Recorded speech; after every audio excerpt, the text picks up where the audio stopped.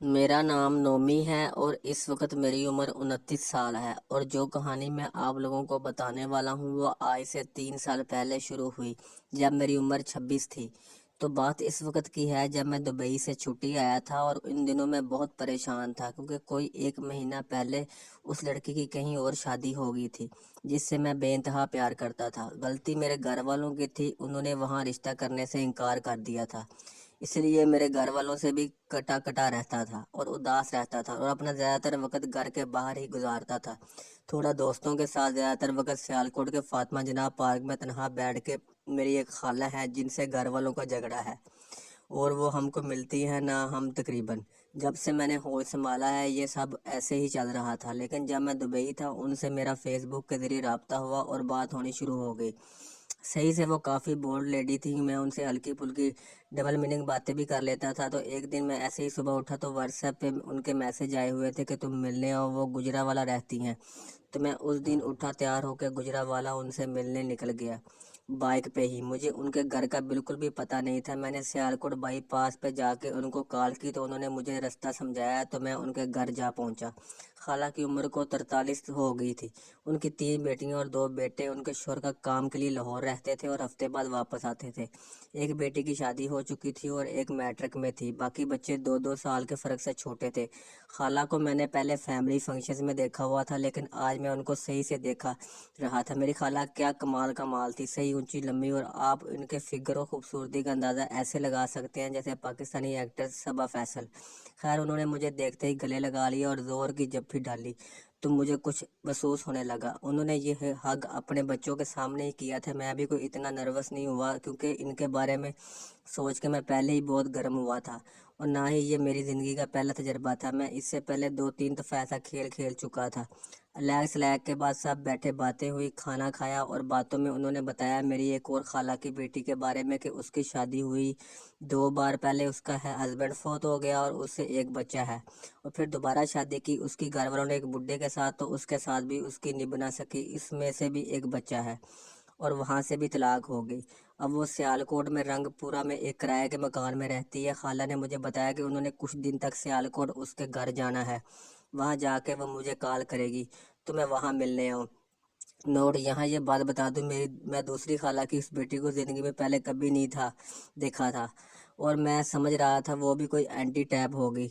खैर, खाला के घर थोड़ा और टाइम गुजार के और खाला की तरफ देख के आंखें ठंडी करके मैं वापस सियालकोट के लिए निकल आया। वापस सियालकोट आके मैं अपनी इस कज़न के बारे में सोचा कि वो बेचारी कितनी बदकिस्मत होगी जिसका घर 2 बार उजड़ गया। कुछ दिनों बाद खाला सियालकोट उसके घर आई और मुझे कॉल की, मैं यहाँ आई हुई हूँ हमसे मिलने। सर्दियों के दिन थे।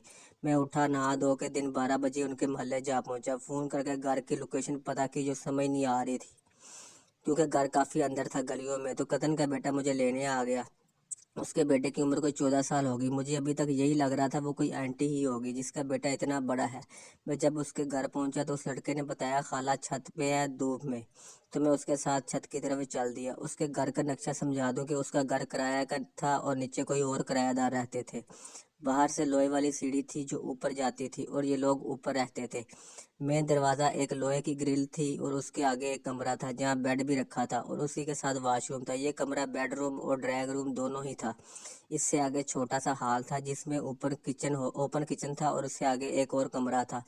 इसी में से सीढ़ियाँ ऊपर जाती थी। मैं जब किचन के पास से गुजर के ऊपर जा रहा था तो वहाँ मैं एक लड़की नज़र आई मुझे, जिस पे मैंने इतना गौर ना किया, और ऊपर खाला के पास चला गया। तो खाला ने पहले की तरह मुझे जप्पी डाली और मुझे मिल के नीचे चटाई पे बैठ गई जहाँ कपड़े सिलाई करने वाली मशीन पड़ी थी। आज खाला ने दुपट्टा नहीं लिया हुआ था जिससे खाला की छाती साफ नज़र आ रही थी, जिसको देख के पेट में ही मेरा खिलौना टाइट होना शुरू हो गया।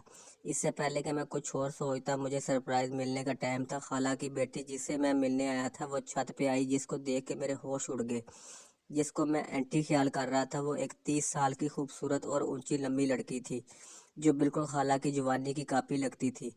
बैठे बातें शुरू हुई तो पता चला कि उसकी पहली शादी तब हो गई थी जब उसकी उम्र को 15-16 साल थी, और उसमें से पहले साल ही बेटा हो गया। खाला समीना की निस्बत फौजिया मुझे शरीफ और अच्छी लड़की लगी क्योंकि उसने अपने सारे जिस्म को अच्छे से कवर किया हुआ था, और उसकी नज़रें भी झुकी रहीं, जिसकी वजह से मेरे दिल में उसके लिए कोई गलत ख्याल ना आया। اس نے بتایا کہ وہ ایک پرائیویٹ اسکول میں جاب کرتی ہے، تعلیم میٹرک تھی اس لیے چھوٹے بچوں کو سنبھالتی تھی، اور کچھ اس کے ابو اس کی ہیلپ کرتے ہیں تو اس کا گزارا ہو رہا ہے۔ اس کے علاوہ وہ لوگوں کے کپڑے بھی سلائی کرتی ہے۔ اس ساری ملاقات میں خالہ سمینہ نے مجھے اپنا آپ دکھا کے گرم کیے رکھا تو دل تو کر رہا تھا ابھی اس کا کام کر دوں، لیکن صبر کرنا پڑا۔ وہاں بیٹھے بیٹھے باتیں کرتے کرتے میں فوزیہ سے کافی فرینک ہو گیا تھا۔ وہ ایک اچھی لڑکی تھی، اس نے کسی قسم کی کوئی فضول بات نہ کی۔ یہاں وقت گزارتے گزارتے میرے ذہن میں ایک آئیڈیا ہے، وہ یہ تھا کہ میں فوزیہ کے ساتھ اپنی دوستی بڑھاؤں اور اپنی جو ایک دو گرل فرینڈ تھی جن کے ساتھ کام کرنے کے لیے جگہ کا نہ ہونا بڑا مسئلہ ہے تو ان کو اس کے گھر لا کے کام کر سکتا تھا۔ یہ ایک سیف اور مناسب جگہ تھی، اور لایا بھی اس وقت جائے جب فوزیہ اور اس کے بچے اسکول ہوتے ہیں، لیکن وہاں بیٹھے نمبر مانگنے کی میری ہمت نہ ہوئی۔ شام ہوئی تو خالہ نے بھی واپس گجرانوالہ جانا تھا، ان کا چھوٹا بیٹا جو 9-10 سال کا ہے وہ بھی ساتھ تھا، تو خالہ نے کہا ہم کو بھی لاری اڈے سے گاڑی پہ بٹھاؤ۔ میں نے ہاں کر دی اور ان کے بیٹے کو بائک پہ آگے بٹھایا اور خالہ میرے پیچھے جڑ کے بیٹھ گئی۔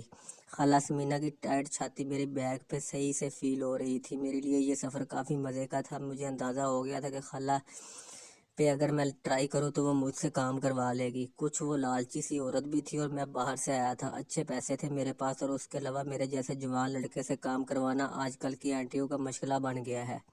جب میں نے اسے لاری اڈے جا کے اتارا تو خود ہی ٹکٹس لے کر دیے۔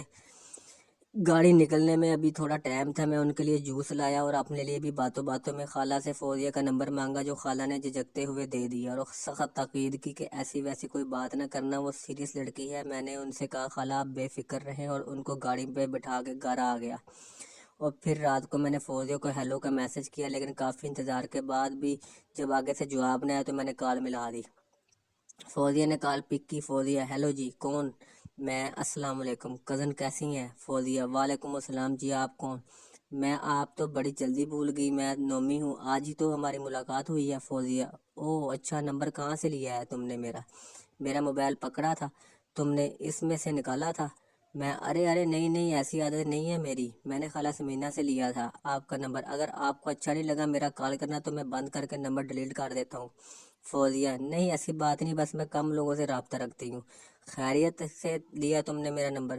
میں: جی خیریت ہے، بس آپ سے مل کر آج بہت اچھا لگا اور تھوڑا دکھ بھی ہوا کہ آپ کی لائف میں اتنی تکلیفیں آئیں۔ ایسے ہی میں نے کافی تعریفیں کی فوزیہ کی کہ وہ اچھی ہے، پیاری ہے، نیچر اچھے ہیں اس کے، اور آپ لوگوں کو تو پتہ ہے عورت چاہے کوئی بھی ہو، کیسی بھی ہو، تعریفیں کرنے والے مرد ان کو اچھے لگتے ہیں۔ اس کے بعد تھوڑی مزید بات چیت ہوئی اور فون بند ہو گیا۔ اس کے بعد روزانہ میں رات کو فوزیہ کو کال کرتا اور بات کرتا، کوئی غلط بات نہ ہوتی، بس کچھ اس کے دکھڑے سنتا، کچھ اپنی محبت کے قصے سناتا۔ تقریباً 1 ہفتے بعد اس نے اپنے گھر کے دروازے بھی میرے لیے کھول دیے۔ محترم ناظرین، آپ کو اس کہانی کا اگلا اور آخری حصہ اگلی ویڈیو میں ملے گا۔ آپ سے گزارش ہے چینل کو سبسکرائب کر دیں اور بیل کے بٹن کو پریس کر دیں تاکہ آپ کو نئی آنے والی ویڈیو کا نوٹیفیکیشن مل سکے۔